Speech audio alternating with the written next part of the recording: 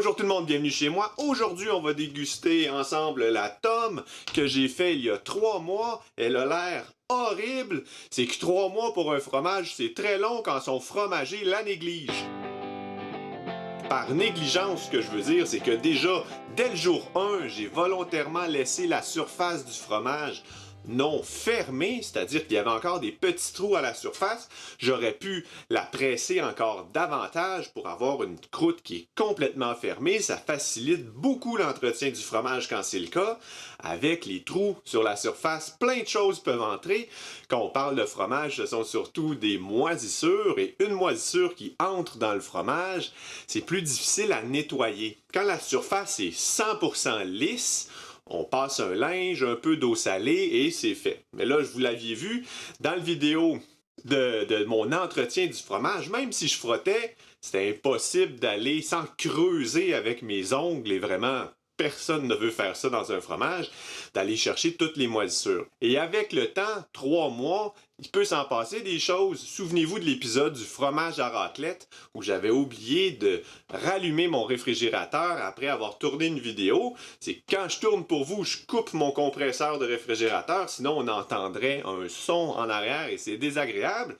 Ma tome existait à l'époque, donc elle n'a pas aimé non plus ces quelques journées à température ambiante. Et finalement, je vais être totalement transparent avec vous, je ne suis pas la personne qui aime le plus frotter constamment ses fromages. C'est pour ça que je privilégie l'affinage sous vide. En étant sous vide dans son plastique, un fromage n'aura aucune moisissure qui va se développer à sa surface et ça contribue à la paix d'esprit du fromager. Bien entendu, certains fromages vont nécessiter la formation d'une croûte. C'est ce qui fait leur style, leur charme.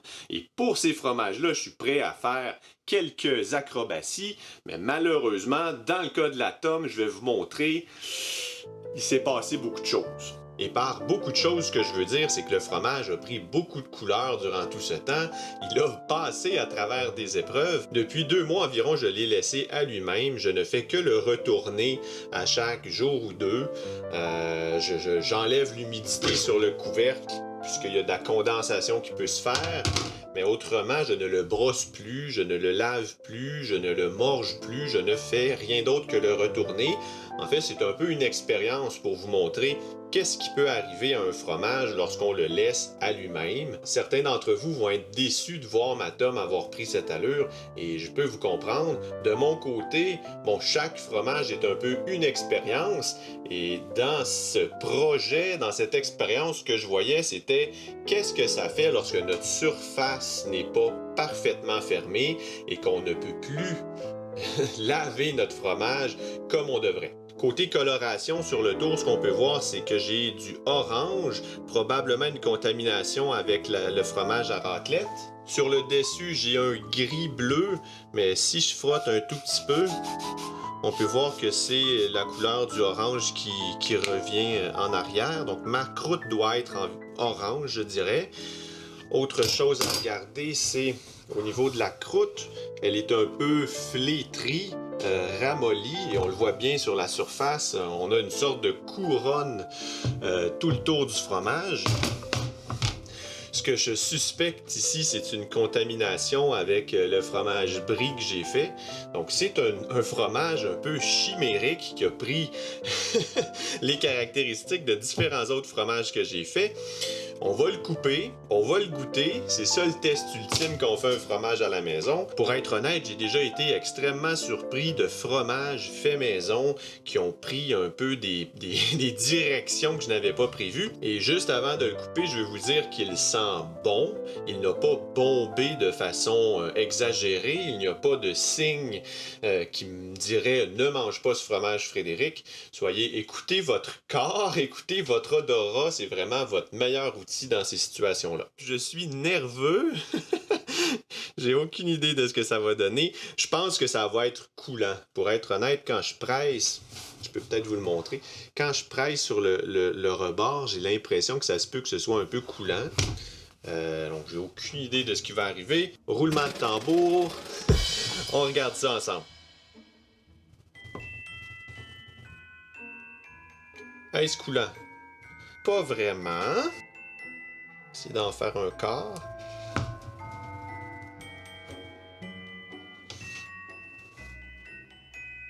qu'est-ce que ça nous donne?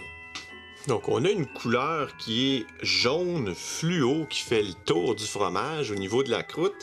C'est un petit peu... Je vais approcher la caméra mieux que ça.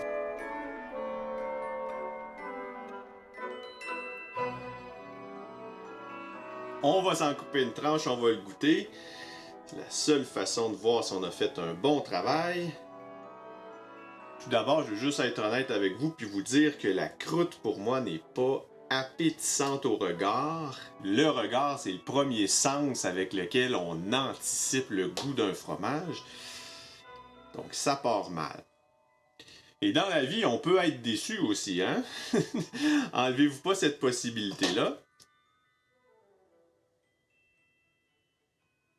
Ça sent un peu comme les champignons.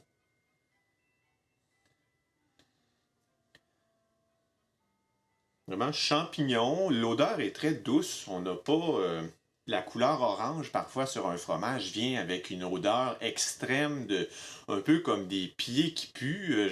Vous avez sans doute déjà mangé un fromage qui était très odorant et celui-ci n'a pas du tout cette caractéristique. Donc comme je vous ai dit, la croûte ne m'inspire pas un grand appétit, alors je vais la couper, je vais goûter la chair du fromage. Ensuite, j'essaierai la croûte, mais je veux juste voir seulement avec la chair mes impressions. Puis on a aussi un rebord qui est plus coulant sur tout le tour extérieur. On le voit un peu ici en train de baver un peu sa pâte. C'est plus liquide à l'extérieur. Je vais faire une petite tranche, juste comme ça. Un morceau.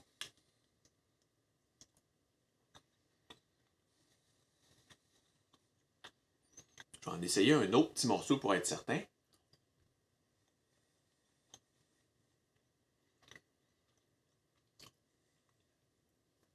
Ce n'est pas du tout coulant. C'est assez... La pâte est quand même assez ferme dans le centre. Ça paraît pas comme ça. Je vais essayer le pourtour, puis je vais être mieux en mesure de vous donner mon verdict. Le pourtour, lui, est très coulant. Il se tient quand même bien.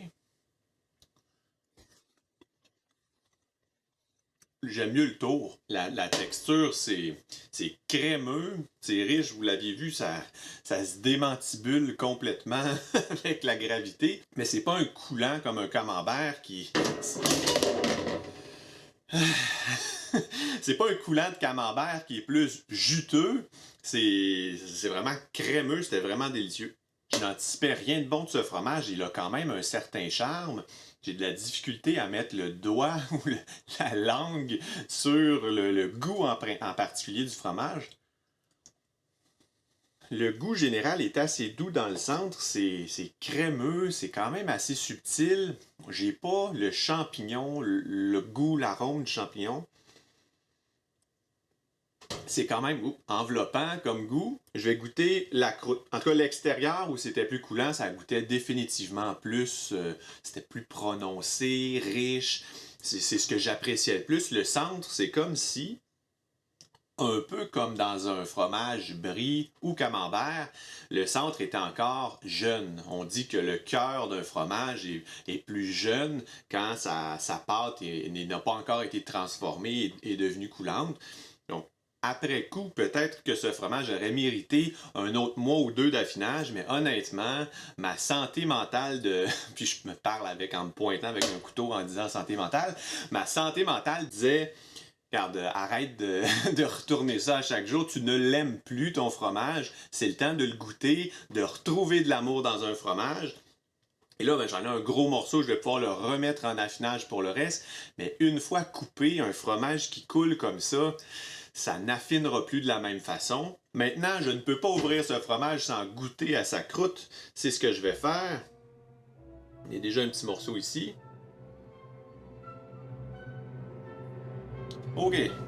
Morceau de croûte. Ah.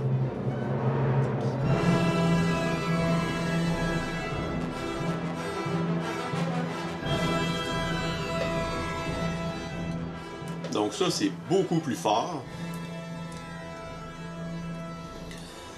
Ouh, ça j'aime. J'aime moins ça. C'est fort. un peu âpre. Ça laisse... Juste me prendre...